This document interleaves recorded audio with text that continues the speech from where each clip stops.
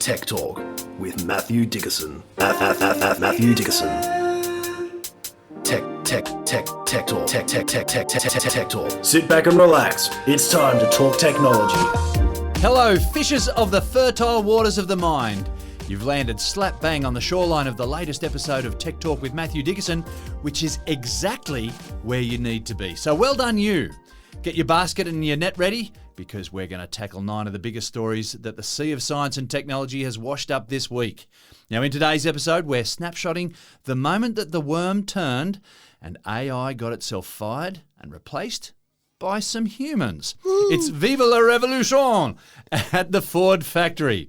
And look out, wangdoodles, snozwangers and rotten vermicious canids. Gene Wilder is back. He's risen from the grave to dish out golden tickets and host a little reality TV.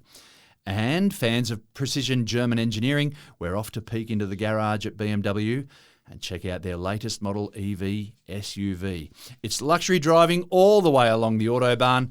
More of that ahead, folks. First, let's welcome our guru of all things technological, Matthew Dickerson. Welcome to the microphone. Thank you. Sorry interrupting you there. It was a little bit exciting when you talked about AI being fired. A little bit exciting. We'll get to that later. Yeah. We will indeed. So I've had an interesting week where I attended a field days. We had a stand set up at a field days just to talk about some technology. And one thing that struck me absolutely during that conversation or those conversations was just the impact that Starlink has had on so many lives. So many people came up and just want to talk about Starlink. Now, most of the people that were at this particular field days have got small blocks, maybe 10 acres, 25 acres, sorry to talk in old terms, but the old imperial measurements there. How many swimming pools is that? Yeah, at least a couple. Right, okay, right.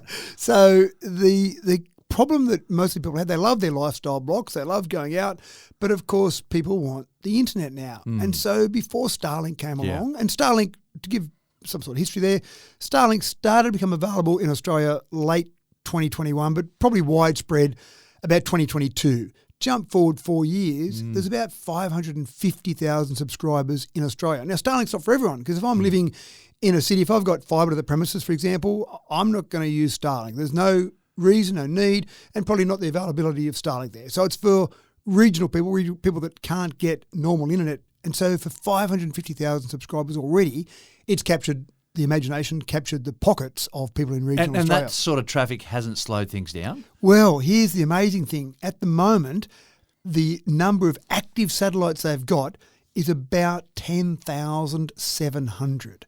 They've launched about 12,400 in total, but sometimes they'll retire, sometimes they might fail. They keep putting new satellites up to stop exactly your issue that you talked about there, maybe congestion. But to give you an idea, you think, well, is that a big number or not? These are the size of a bread box or something like that? They're small, they're absolutely small. So to give you an idea of that number, whether that's a big number or a small number, in totality, there are only about 15,000 satellites orbiting around our Earth at the moment at various levels. You might have some geostationary satellites. You might have only one 15,000. And of those, sorry, does that include all the ones from the Russian Space Agency, the European Space Agency, all these various countries? Only 15,000. 15,000. I would have thought there was a lot more than that. See, 15,000 seems like a lot, but when you consider that of those, Starlink has launched about 12,400. Yeah, right. That gives you some idea. Yeah, now, okay. GPS, we've had GPS for a long time now. We all love GPS, fantastic. Yeah. That only uses 31 satellites. So the number of satellites we've got for Starlink is quite incredible. Even if you look at some of the other positioning services, Galileo and GLONASS, they've only got 30 and 24 satellites respectively. So when we think of some other things, wow, it's great, we've got GPS. Gee, those satellites spinning around up there, 31. When you think of Starlink, 10,000. Now, they've got another concept. This hasn't started to be implemented yet because there's a few hurdles to get over this one, but they've got a concept where they will have a different service again that will have 100,000 satellites up there. Right, but wow. That's not today. Today, they've got the 10,700 active ones up there. Fantastic.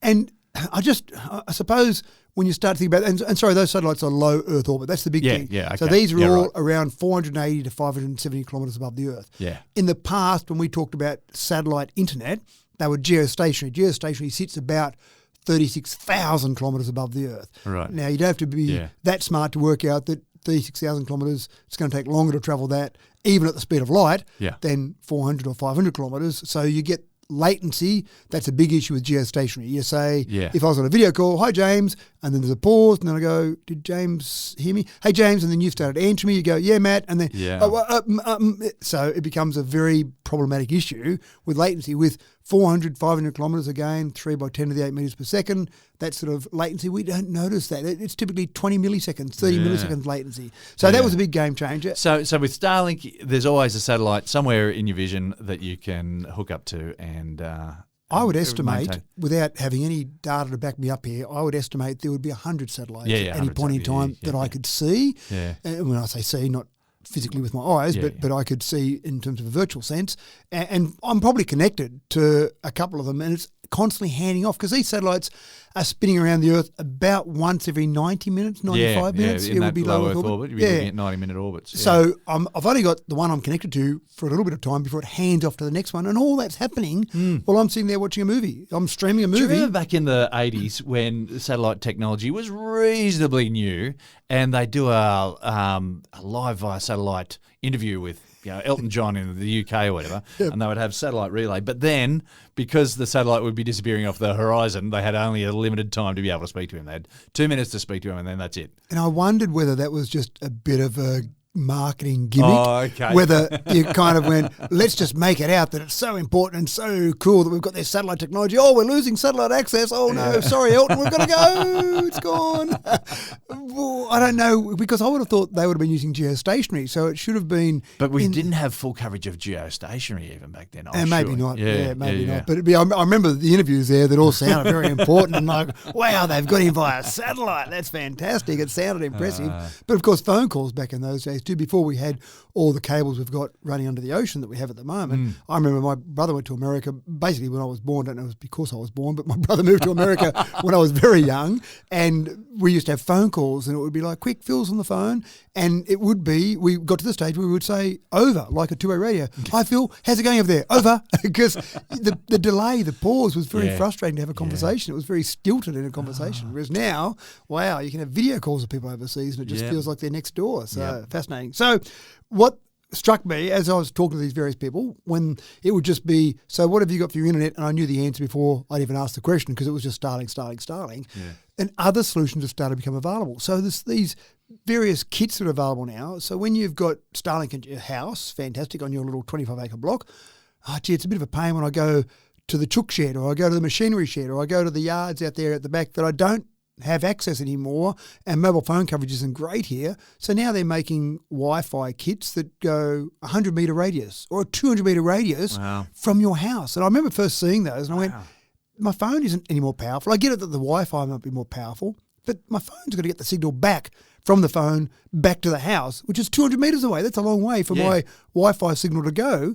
But they're just that much more sensitive, and they're able to do beamforming so well that, yes, 200 metres away, I'm there on my phone. And then all these other industries start to open up. So the conversations I had with people, they were doing some fantastic things. So they would have, for example, and there's other point-to-point. So I remember the first point-to-point wireless I put in for a client a long time ago. I'm thinking maybe 20 years ago, maybe even longer than 20 years ago.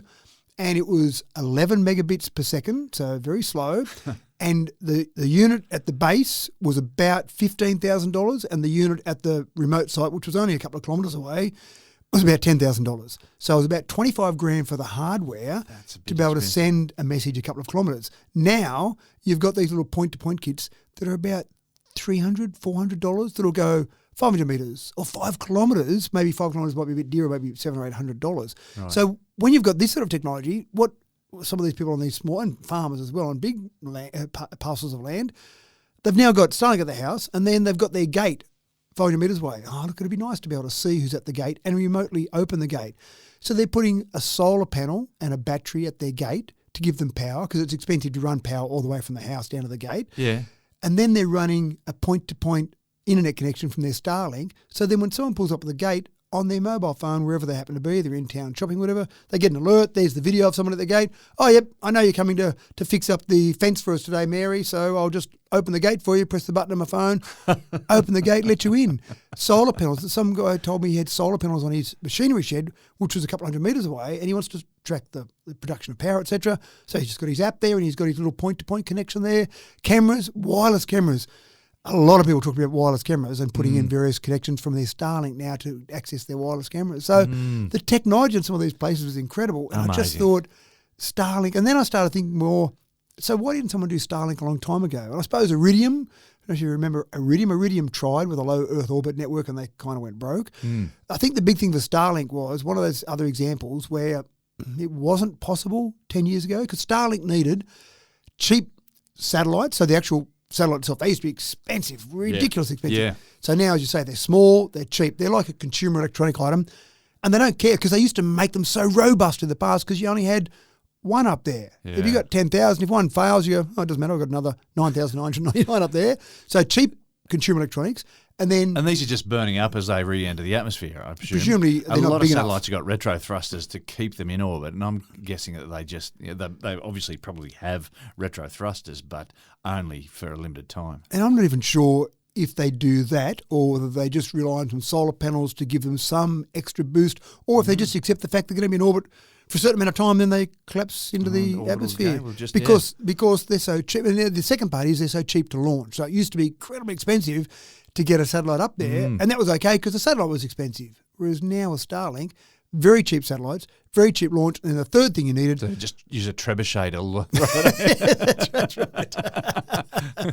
But the third thing you needed to make it all work was some money. You needed someone that was happy to take a few years of losses, and I'm talking about big losses here, I'm talking about billions probably of losses, because you can't really launch a satellite internet with one little satellite up there. You can't say, you'll have satellite for 7 minutes each day. Can you sign on to my service? So they had to get a lot up there. And I think they only had about 2,000 or 3,000 when they first launched it and then kept making it better. The congestion problem you talked about, the coverage issue. So you had to have someone that was prepared to say, I'm going to sink a couple of billion into this because I reckon I'll get my money back once we get them all up there. So all those things came together and we've now got this wonderful service. And kids that are born today will grow up just thinking that didn't everywhere across the world have internet always? Isn't that how it works? It's quite fascinating how things change and so quickly. It seems to have captured the imagination very quickly. Of course, Amazon's going down that path as well. They've got, I think it'll probably be the end of the year before Amazon will have theirs operational here in Australia anyway, but they're doing the same thing. They're trying to launch enough satellites to compete. Competition will make it cheaper. Yeah. Now, back in the day, the standard decor in the lounge room or bedroom included at least one large bookcase filled with CDs and videos. Now, as technology evolved, the videos became smaller, skinnier DVDs, and CDs gave way to MP3 files on an iPod. Now, streaming services provide us with all our audiovisual delights downloadable on a whim. It's all dragged out of thin air by technological magic.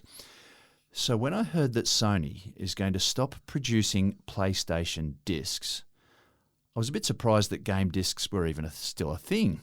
Matt, making shiny plastic discs for people's entertainment seems so wasteful by today's standards, but I hear that you can still buy the box at the shop. That's right. And I wonder about the collection process. People buy stuff sometimes to collect it. A friend of mine, and I've never really understood it, but has got thousands of comics. And I've been into his comic storage room, his controlled air, temperature and humidity controlled comic storage room, and I go, oh, I love the Phantom. Can I go, don't touch it. Don't even think about taking it out of the plastic. Well, He typically never reads them, or he might buy two copies, one to read and one to store, and have that collection there. And I don't quite get that, and collectors out there are going to be screaming at me right now, I'm sure. But with games, sometimes people collect them. Maybe they use them to begin with and they might collect them. They might have their bookshelf full of these discs. So I think there'll be a little bit of a loss of that, the disc itself. And of course, I know my son, when he was growing up, he'd have his various games and he would go to school sometimes. I'm taking the game A to school, I'm swapping it with Mary, who's got game B, and I'll come home and play that for a while, and she'll go and play game A, and that was all fine. But again, doing that now will be much harder. So you still buy a disc now. You go into a shop today, you can still buy a game, a Sony PlayStation game, and it'll have a disc inside. You open it up, shiny disc, happy days, you put it in your PlayStation, and away you go. But from January 2028, there will be no more discs sold. I'm sure there'll be some around for a little while after that, but Sony will say, that's it.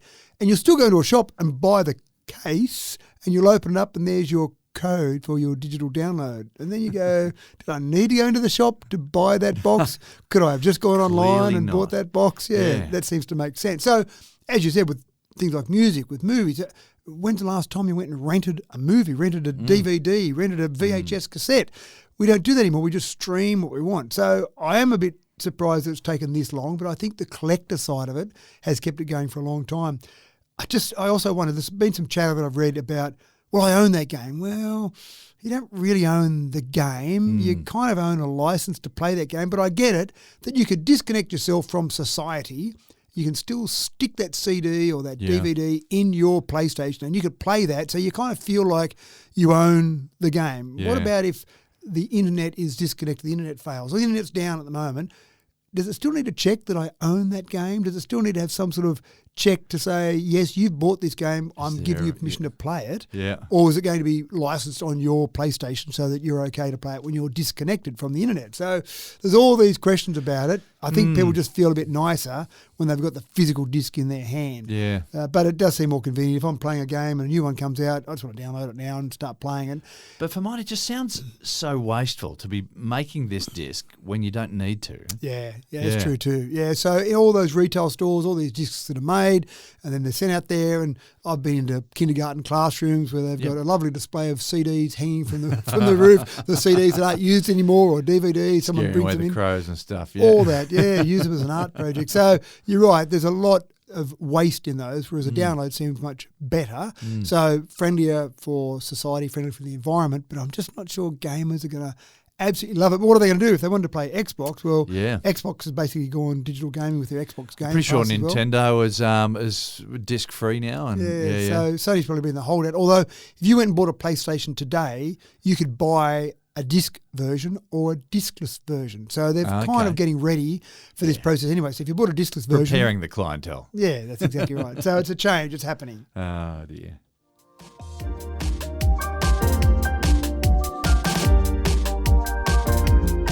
One of the big advantages of connectivity in modern motor vehicles is the security that comes with them. Even if the car is stolen, it can still be tracked by an app on your phone. Last week, we talked about how thieves have gotten smarter about gaining entry and starting up your modern pride and joy, despite keyless entry and computerised start controls. Well, today, the news doesn't get any better. I'm sorry. It appears that you can subvert digital security to get in and start a car up. Then you can also erase someone's phone connection too, clearly. Matt, we find ourselves up the proverbial creek with out a proverbial paddle for our proverbial canoe. Can car owners have any confidence at all? A lot of proverbs going on here. So people had a lot of confidence when they saw that incident back in around 2023 where the Australian tennis player, Nick Kyrgios, he had a green Tesla, bright green Tesla. And his mum was in it, driving it, maybe in the driver. I can't remember exactly the details, but I remember his mum got held up at gunpoint and stole the car from his mum. And Nick rang the police and made sure his mum was okay, rang the police and said, I've got the app here in front of me. I can see they're driving down ABC Street. They're now turned on the corner. They're going up this street. And so the police just went along and intercepted that particular person because Nick was saying exactly where the car was on his app, on his Tesla app on his phone. Yeah. And so when people heard that story, and people probably remember that story, they go, oh, it's great. People aren't going to steal the car because it can be so easily tracked. That guy, by the way, is actually spending 4 years in jail as we speak after that incident because he actually held up Nick's mum at gunpoint. So it was an armed robbery, so not a good thing to do. But he wasn't one of the new breed of smarter thieves, obviously. He just saw a green Tesla, thought that looks cool, I'll go and hold someone up and steal it. We talked last week about, as you said, the keys, the way people might get in with keys. I won't go over that again. But when you have your car stolen, if you have your car stolen, then you think, well, that's fine, I can pull my phone out, track the app, do what Nick did, tell the police. Well, thieves are a bit smarter than that. So I saw a recent incident where they stole a different brand, not a Tesla, a different brand. And then as soon as they got in there, they said, oh, reset to factory, I've just bought this car and I'll pair it to my phone, thanks. And as soon as they did that, the owner of the car had a notification to say, your phone's been disconnected. Oh, I wonder why that is. Check the video cameras at his home. Oh, there's a car normally parked in that spot there. Yeah. There's not one there now. He wasn't at home at the time. And then checked the video cameras and went back and went, oh, there's some people who seem to be getting into my car and driving off. So that's fine because he knows the car's connected because he used to be able to see the car on his app. So he contacted the manufacturer and they said, sure. And this didn't happen in Australia. This happened over in Europe. Sure, there's some privacy laws in place. So for you to gain access to that car, which obviously you don't have access to at the moment because you wouldn't be talking to us if you do, you need to fill in some forms. 2 days later, they said, here's your car. But that was where it was 2 days ago. I reckon the thieves probably haven't just parked it somewhere and left it. They'll wait till it gets found. Can you apply again? Sure. I've got the police giving me some information now to say, sure, but we've still got to go through this privacy process. No. So the laws have got to catch up. Yeah. At the last sighting of that car, it had ended up in Lithuania somewhere. This guy was not in Lithuania, so he went, well, that's probably my car, gone, that's it.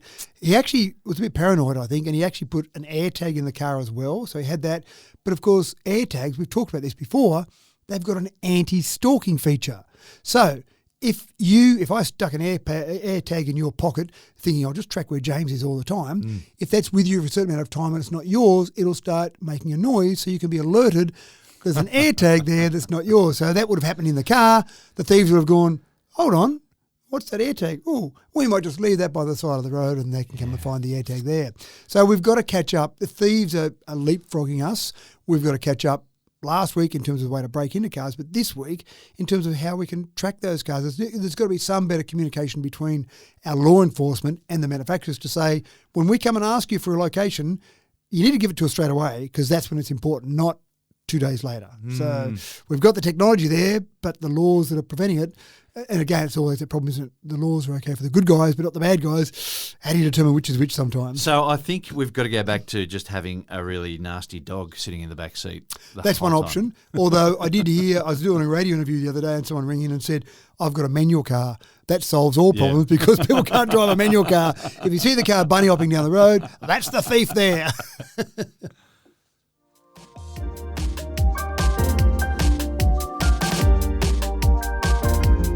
Fancy yourself as a dab hand in the kitchen?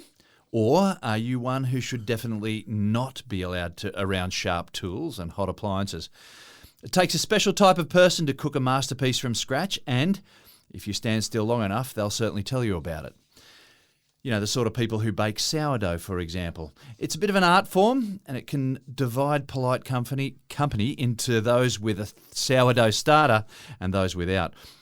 Well, Matt, with the aid of a bit of high tech, we can now all enjoy the sourdough conversation. Now, before I go and insult all sourdough starter people, tell me you're not a sourdough starter person. I'm not a sourdough starter. Thank you, so I can be harsh. I'm not risking life and limb here in the studio. I like sourdough, but I'm happy to pay money for it. That's right. I'm happy for someone else to make it. So I've been to people's places and you open the fridge to get something out and you go, what's that there? Oh, well, 15 minutes later, I hear, well, way more than I ever wanted to hear about their sourdough. And they call them names. They've got things like Clint Eastwood or Brad Pitt. Like, they've got names for this lump in the corner of their fridge. So spare me. So when I hear... Cooking with character. Well, that's one way to put it, but I like your option better. Just go and buy it with character. But when I've listened to the little bits when I couldn't tune out completely from these conversations, they have to treat their sourdough starter with so much love and care and a bit of flour and a bit of water just at the right time and get it right. And if you don't get it quite right, well, maybe your bread doesn't rise properly. Maybe it rises too much. It's just... Maybe it's too sour. I've tried bread making. I've got a bread maker. I went into the supermarket and bought some yeast. That seemed like a good option for me. Put some flour and water, went away for 3 hours and there's some nice bread. I was happy with that, but I was told, no, you can do it with sourdough starter instead of the yeast. But no, it seems like all too much trouble. One of the things that technology hopefully can do for us is give us back time. And I'm not sure if this will go down that well with the sourdough starter advocates, but it seems like a logical way to go to me. And this is a very specific tool that will help anyone that hasn't been able to get it quite right, hasn't been quite as dedicated as they should be to their Clint Eastwood. This gives them the ability to put their sourdough starter in this little device, say when they want to bake. I want to bake next Tuesday, next Monday, or whatever. And then you've got a flour hopper and a water hopper, and it does the magic of getting that sourdough starter ready just when you need it. So it will feed a bit of flour, feed a bit of water in just at the right time. You don't have to think about it. You just sit back and you go, oh, I said next Tuesday, 10 a.m. I'm going to bake, and I'll go along and there's my sourdough starter in perfect readiness to rise just the right amount when I put it into my bread maker or do my bread making. Probably these people aren't using a bread maker, are they? They're doing it all by hand when I'm kneading my dough and all the rest of it, mixing in my sourdough starter. And I've heard people who have told me that sourdough starter is not old, but I'm talking decades old. Grandma used to use that yeah. sourdough starter, and I don't want to tell them that it's probably not the same. It's probably grown enough times that it's probably been replaced many times over, but they're so focused and so caring about that. I don't want to break the little bubble there, but this makes sense to me. If you've got to have that sourdough starter, if you really want it, let this sourdough starter device do its job, let it go through, prepare the starter, do all the work it's got to do, and let you just do the bread making, which is probably a bit of fun, kneading the dough and all the rest of it. But the feeding it and being so committed to it. Remember those little toys, the Tamagotchis? Yep. My kids had those, and if they didn't feed it, it would die, or if it would not grow properly. And if you didn't feed it, it'd die, and you would be definitely not a sourdough starter type. no, person. that might be the test. How'd your Tamagotchi go? Yeah, it lived. Right, you could do a sourdough starter. So maybe the ones that died, maybe this is where they should market this product. The people who had Tamagotchis that didn't quite make it through their lifespan. Anyway, good technology, I think.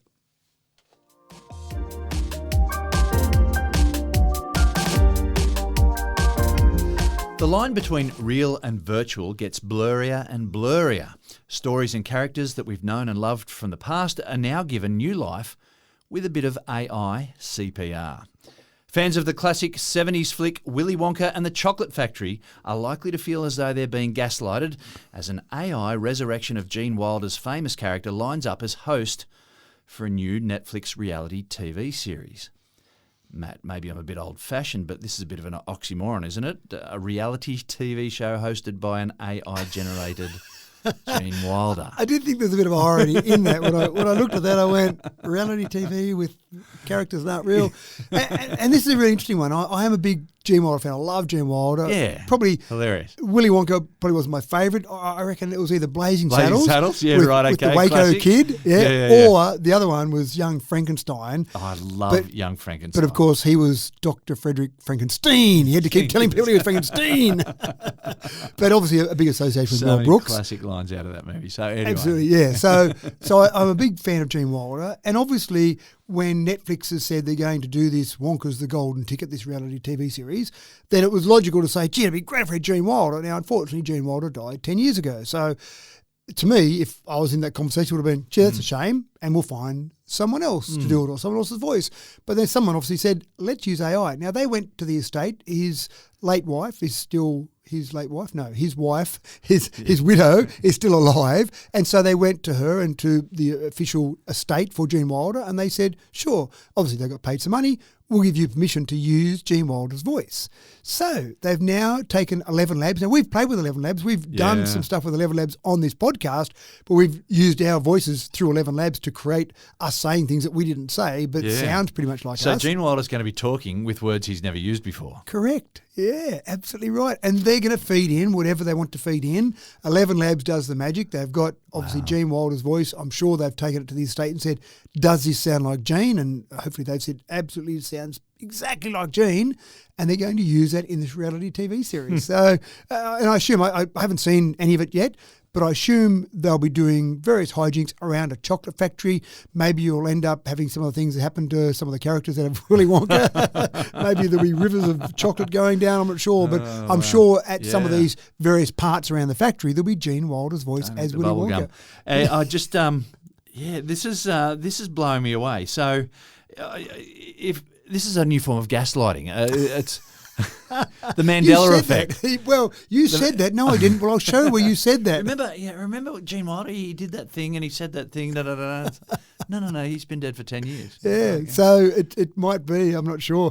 But it's interesting because I think the big issue is there's no real industry standard for what happens with AI. There are people who are experimenting with it. There are people who are stealing voices without a doubt. There are people who are taking other people's voices without their permission. This one has permission and using their voice. And then someone says, hold on, that sounds a lot like me. But how do you prove that? How do you prove that that was someone's voice? Because sometimes we've heard a voice and we go, gee, that sounds like that person, but it might not have been that person. Yeah. So, gee, there's a whole range of things to go through here. But anyway, Netflix is diving in head first and saying, we're up front.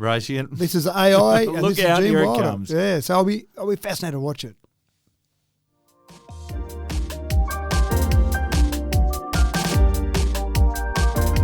Now, this will come as no surprise, but the lure towards the new phenomenon of smart glasses is likely to come with some extra costs. If you choose to be the coolest kid on the block and grab a pair of Meta's version of the latest smart glasses, then do not expect a free run of the facility. Some of the big features will carry their own subscription cost as extra and above the retail price. Matt buyers beware, once the hooks are in. I think this is the problem. I think that's exactly the problem. The hooks are in, you start using some of these features and then you go, well, I really need to have this feature. Yeah, and they're free. So obviously at the moment, they're trying to get people linked in and using these various devices. And I think of Teslas when they first were released. When you bought a Tesla back in the early days, it came with lifetime supercharging for free. And I remember thinking to myself, you know what? That doesn't sound like a business model that's going to go forever. You can't give away electricity for free forever. And of course, it didn't happen that way. And eventually got to the stage where you paid for your supercharging because that was really just trying to get people to sound fantastic, didn't it? That's right. And same with the smart glasses. It comes with all these features. All these wonderful features are all free. So conversation focus is one of those features that comes for free. So if we're in a crowded room and I'm having a conversation with you, if I'm looking at you, I can have conversation focus on and it will amplify just your voice and block out the noise around so I can hear you better in a crowded room, which what a great feature. In a pub, even if someone that might have some sort of hearing disability, what a fantastic feature. That's one of the features, and there's lots of other things, live translation, voice assistance, just recognising various things that are around you, all sorts of features. But conversation focus is the one that Meta have decided is the one that people want to pay for. Now, I don't know, want to pay for is correct. We'll be paying for. Yeah. And I wonder, they've got so much data. So if it was me, if I was Meta, I'd be looking at that going, what's the feature that's used the most of all those features? Oh, look, conversation focus seems to be used the most. That's the one we'll start charging for. So if you use it less than 3 hours per month, then they're still saying, okay, we'll let you get away with that and let you use it. And again, it just feels like get you use it to the point where you can't do without it. If you want to go over 3 hours per month, you're now going to be paying about 31 Australian dollars per month on a subscription basis. And I think... And add that to all your other subscriptions. Oh, exactly right. And $10 doesn't sound like much. $10 for that and that and that. It suddenly starts to add up to be $10 per month for a lot of things. Yeah. So that's today, though. You might use the live translation feature. That's pretty cool. I'm sitting there talking to someone overseas or I've got a friend or whatever. Oh, now I'm going to start paying for that. How many of these different features do you have to start paying for when you thought the glasses are expensive, but that's okay, it's a one-off, and then you start paying per month. So, and I think a lot of companies now, maybe Microsoft is one that I first saw struggling with this, bringing out a new product, a new version of Word or a new version of Windows every year or a couple of years was their business model. If they couldn't bring out that new program, that new software package, that new version with enough new features to make people buy it, then the whole business model collapsed. So that's when I saw Microsoft going down that subscription basis, and many other companies are doing it now as well, because that seems to me, don't charge someone $500 for it, charge someone $10 for it every month, forever. I'm going to get more than $500 out of them, and it's an easier sell, $10 compared to $500. That's right. But it's $10 this month. Yeah. And that'll last for a couple of years, and then they'll just up it to $11. And you'll get used to it. And then $12.50. And then... Can you do without it? That's the thing. Yeah. Now that I've got that, and it's only another $1. And then, And the hassle to cancel it is really often pretty tricky. No, I don't want it anymore. I don't really need it. I'll just contact them and get it cut off. And then the loopholes, that's and right, and the ducking and the weaving, and and some of them are up front, but still tricky about it. So I've seen some where subscribing is easy. You click a button, bang, it's gone. Yes, bang, you haven't even thought about it, and then unsubscribe. And they will say sometimes, "Sorry, the only way to unsubscribe is to call." Try and find a phone number. Try and find a phone number. And then once you found it... then enjoy that whole music. Yeah, that's right. Try and get through to a human. So the trick I've got, the trick that I'll tell all my listeners out there is when I'm ringing for any of those things that I'm going to do something that the company doesn't like cancelling, I'll go the sales option, because the sales option will answer me faster. Yeah. Whereas when I go the cancel option, I will be on hold for a long time because I don't want that one. Yeah. They put one person on there and they have a lunch break for most of the day. Yeah. Whereas the sales team, they have lots of people on that. So you go through the sales and you tell them, oh, you come through the wrong department. Oh, sorry about that. Well, can you do something for me? So you sometimes get away with it that way. Sometimes they go, we'll transfer you and you end up on hold anyway. Yeah.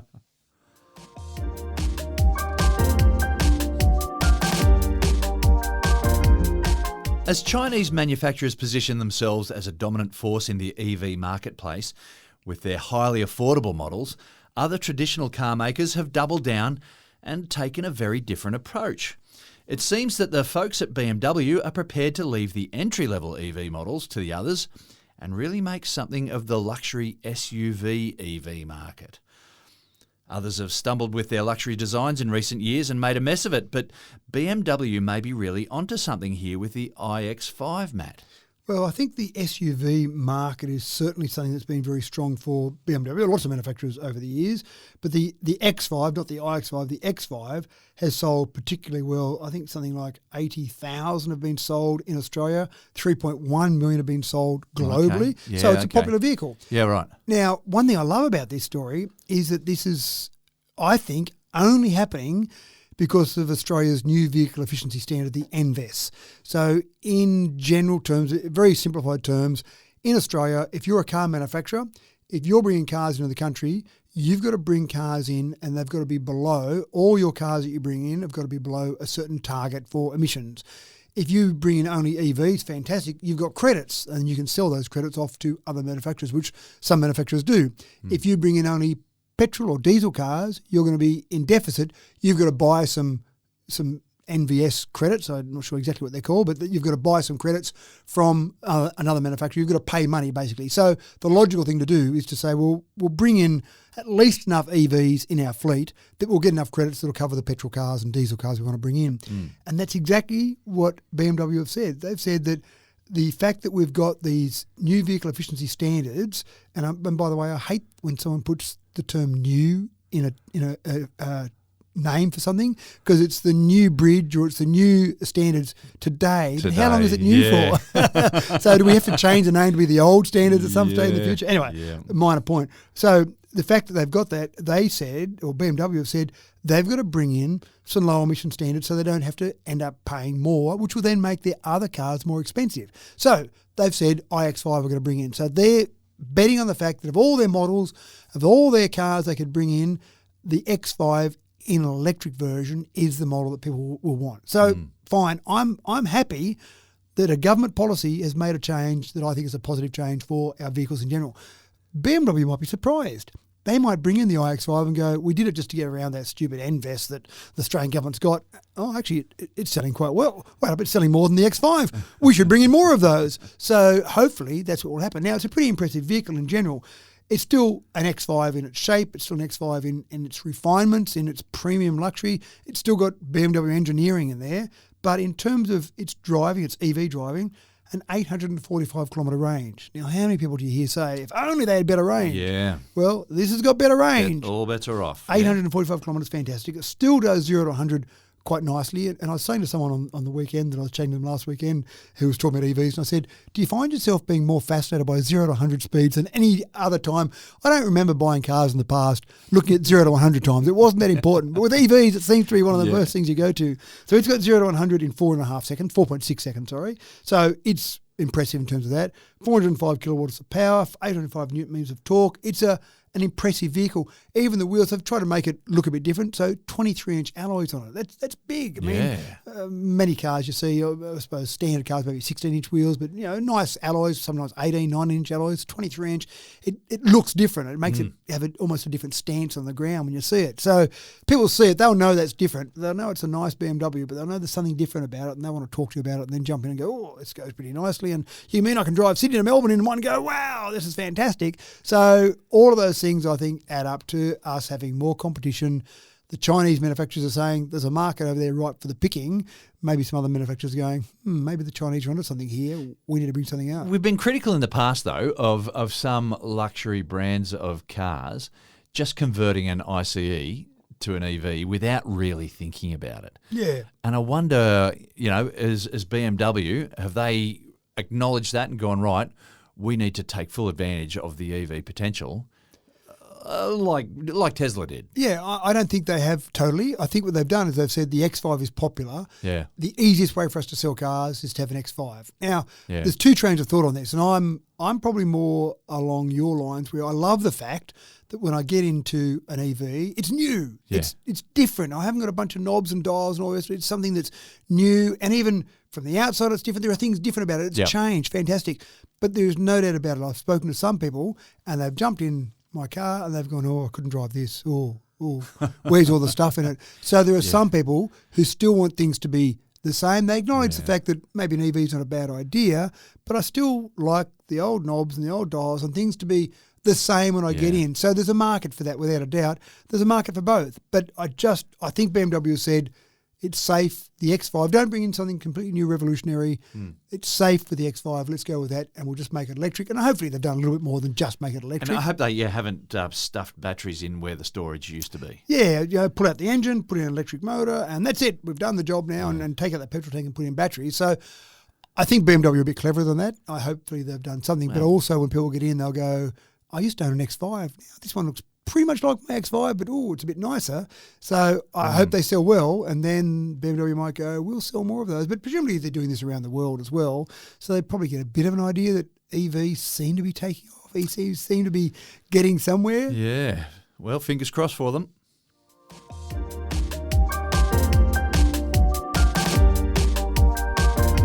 For those who've been worried about the ever-increasing grasp of AI on the planet in recent times, we've got some good news. The dystopian future may be held off for just a little bit longer if the example across Ford factories is anything to go by. It seems that AI still has a bit to learn. The CEOs of Ford plants are pulling back on artificial intelligence and rehiring humans to restore some lost quality in production.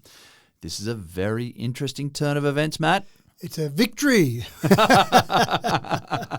Now, Ford didn't go into this lightly and said, we'll have a little bit of a go at it, and no, it didn't work, we'll go back to humans. I keep saying that we're cleverer than we give ourselves credit for. Driving cars, it's a difficult thing to do. We're having difficulty getting computers, robots to drive cars. We do it every day and mostly pretty safely.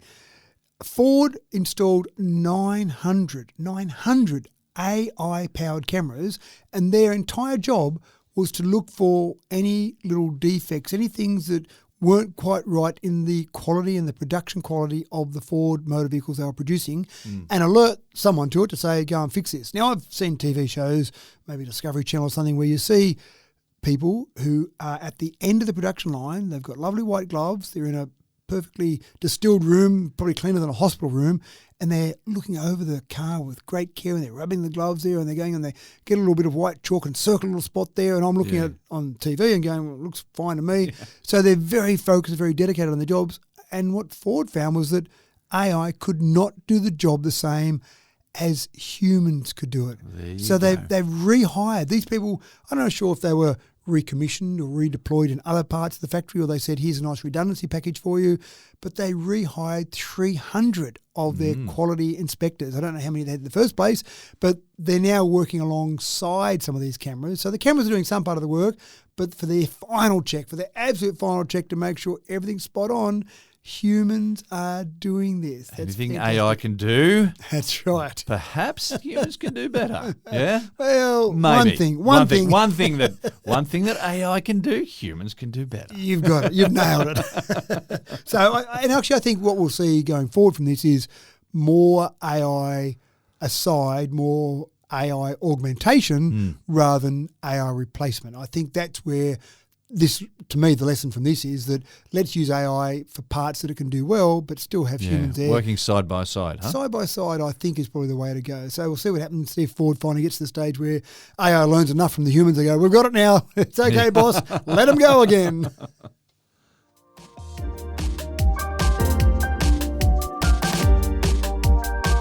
Of course, one of the big troubles with exploring Mars is that you have to design your Martian rovers to tackle all terrains and to problem solve for themselves when things go pear-shaped. We've done pretty well with this to date, but one problem that confounds our earthbound engineers is the age-old conundrum of how to avoid getting bogged. It's a big deal and a major frustration when you're helpless and 225 million kilometres away. So engineers are turning their attention back here to the Earth's surface, the home of being bogged, and Mother Nature has offered up quite a unique solution, Matt. It is quite fascinating, isn't it? You're planning something to travel on a terrain that you don't know exactly what it's like, Yeah. and it's pretty hard to test. And as you say, you Never can't go felt on. it under your feet. Yeah, that's right. You can't go and hook up a snatch rope when it's on Mars because there's no snatch rope and no other person there. I wonder if there are any rovers up there, because quite a few up there right now. Yeah. If any are designed to actually tow a bogged get another rover one out. Well, it'd be a problem actually getting it out of rovers. the bogging. And most of the bogging would be just sand, I can Yeah. imagine. It would be in sand. And I've ridden a pushbike across the desert for a race, a mountain bike. And one of the things that I learned in that was I kept lowering my tyre pressure to get a bigger surface area on the ground. I thought normally I'd ride with about 30 or 35 PSI, imperial again, whoops. And I put it down to about 25 at the beginning of the race, and I just still found I was just sinking into the sand. It was so hard. By the end of the race, I was running about 12 PSI on my tyres, which I'd never run normally, but just to try and get across the top of that sand. So it's certainly different, and obviously that sand itself. So these researchers at the University of Wurzburg have turned to the sandfish lizard, the Sahara Desert's sandfish lizard. Now, it normally goes slightly beneath the surface to get away from predators. Sounds like something in a movie. It does, doesn't it? Yes. But Horror movie. it goes beneath the surface, and it kind of swims beneath the sand. So it's almost uses the sand as you would water and swims. So the researchers looked at that, and what they came up with was a wheel that if I looked at it, I would say someone's had an accident and they've buckled that wheel.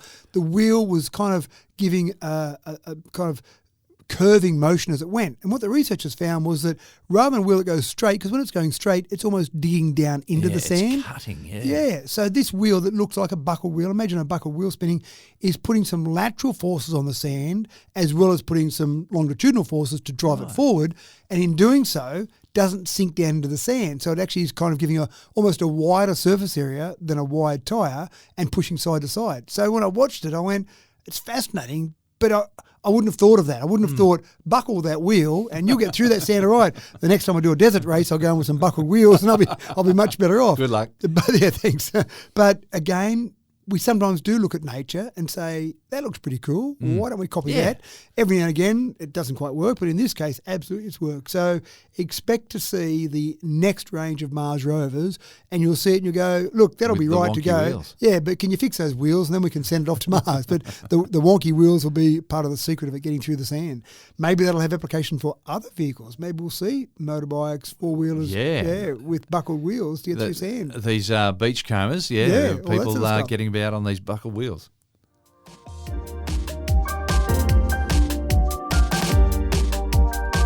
We raise our kids to be independent. The cruel result is that if you do it well, they'll leave you and they'll break your heart forever. Now, somewhere in between changing the nappies and waving goodbye at the departure lounge comes the time when your child gets their first phone. A phone is the safety net for the tweenager, the means of contact and tracking so that the child can grow their freedom but needn't be left stranded on the curbside in the cold for too long. We all know that the phone ownership is the key to unlocking all the perils of the digital world, though. With great power comes great responsibility. Phone makers have produced restricted models for young kids, but the success of these, or lack thereof, is written in the sales figures. Perhaps Apple, though, may have cracked a solution, Matt. Well, almost accidentally, I think they've got a solution. And I was lucky when my kids were at the stage getting their first phones. And of course, their dad being involved in technology, they expected to get phones before everyone else. But smartphones went around, luckily. So their first phones were little Samsung flip phones. So I didn't have all the issues with social media and all the rest of it. It was just, here's a little flip phone, just be careful who your message was about, the extent of the messaging there. And of course, were they grumbling as they walked out the door every morning? No, they loved it because no one else had smartphones. We didn't have smartphones. Of course. Yeah, they were fine. It was only a couple of years later they started grumbling the way they didn't have a smartphone. But one thing that's an issue is that dumb phone, if you want to call it that, a basic little flip phone, which you might be tempted to give your kids, doesn't have things like the ability to track where they are, doesn't have maps on there, doesn't have the ability to get on any social media if you need to. You're very restricted in what you can do. So as a parent, you might want a little bit more than that, but you don't really want to give them all the perils that might be associated with a smartphone. There's a feature in any iPhone, any iPhone with iOS 17 or higher, called assistive access. Now, it's not designed to give to kids to cut down what they do. It's designed primarily for people that have got some cognitive disabilities to restrict what they can do and still give them a useful phone. But some people have looked at that and said, hold on, here's a really good way to give access to kids. So what happens with that? You turn it on, you've got a pin. Hopefully you pick a pin the kids aren't going to guess or aren't going to try and work out somehow. And you can then decide what can be there. So you could decide, for example, to give no access to Safari or any internet access, for example. And even if someone sends them a link, if they haven't got access to a browser, that link will come through just as plain text. So it won't actually come through, because that's a way that sometimes people get around it. You remove Safari as an icon, just send me that link, will you? And they open up that link, and of course there they go. Yeah. You can still have things like maps turned on. You can have Find My features turned on. You can have FaceTime turned on, but you can have lots of other things turned off. You can have music, but only approved playlists on that music. So they can't just go and download any music that might not be appropriate for them to listen to. So often what people do with this is they'll have an old iPhone, a couple of years old, that they have now upgraded. What I do with that, it's in the drawer. One day I'll use that. The kids go, can I have that? No, you can't, because I don't want you accessing all these things you shouldn't. But this is a way to let people access some of those things that maybe gives them a safer environment, and they've still got some of those advantages of a smartphone. Amazing. And also good for parents, because I remember sometimes if the kids are in trouble, you'd say, right, I'm going to take your phone off you. And then you go, oh, you've got to go to dancing tomorrow night. And I need you to call me when you finish. Right, I'm not taking your phone off you because dancing's on. So next thing. But I'm really cross. Yeah, that's right. But I would take your phone off you. So this is the sort of thing I think is you can give kids a phone and say it's going to be restricted, but at least you've got a smartphone, and they would feel a bit excited about having a smartphone, even though they can't do everything. But you'd be excited as a parent because you can still work out messaging, and they can contact you, and you can track where they are, and all sorts of wonderful things. So there's an option there, and I suppose we've got to have more and more options, especially with the under 16 social media ban. That's it. We're going to have more and more options for kids to get something without having all the perils of a smartphone. Options are the key. And that's all we have for you today, folks. The cup of knowledge is emptied for the time being, but fret not, kids. We've got jugloads of stories in the fridge, keeping cool for next time. Thanks for another cracking Tech Talk, Matt. And I've got truckloads of physical discs. I might just go and see what they're going to be worth on eBay now. Collector's items or hanging in classrooms? They're not hanging. These ones are still working, so they're still sitting on shelves. But I go, maybe when all physical discs are gone, maybe these will be more and more popular. Just don't tell my kids that I've taken them. Thank you, ladies and gentlemen, for tuning into another episode of Tech Talk with Matthew Dickerson. It's the podcast with more Matthew Dickerson per square metre than any other Tech Talking podcast, so you know it's good. I'm James Eddy, wishing you all well for the week ahead. Remember, if you're listening in Australia, remember that we are less than 2 months away from spring and all the delicious warmer weather that comes with that. Not too much winter left. If you're listening to us in the Northern Hemisphere, though, enjoy yourselves now because those summer days are numbered. Whatever the weather, we'll be back in a week's time. Looking forward to seeing you then.